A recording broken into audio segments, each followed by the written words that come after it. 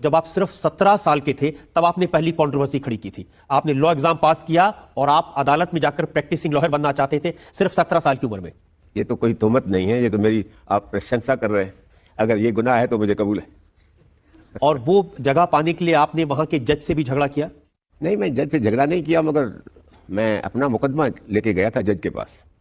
جج کو میں نے کہا تھا کہ جب بھی میں لا کالج میں شامل ہوا تھا شاگرد کے حیثیت میں, تبھی یہ آپ کا قانون تھا نہیں کہ 21 برس تک کوئی وکالت نہیں کر سکتا.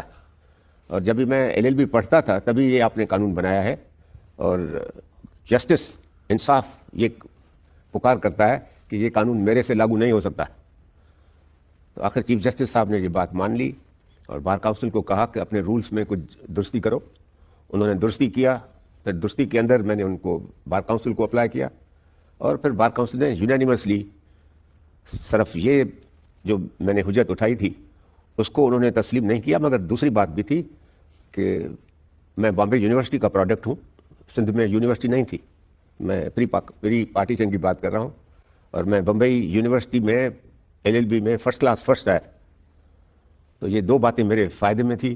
اور مجھے انہوں نے کہا کہ کم سے کم تم ابھی تو بالغ جب بھی بنو گے تبھی تم کو وکالت کرنے دیں گے. تو 18 برس میں میرے کو وکالت کرنے کی اجازت دی انہوں نے, 3 برس میرے بچائے.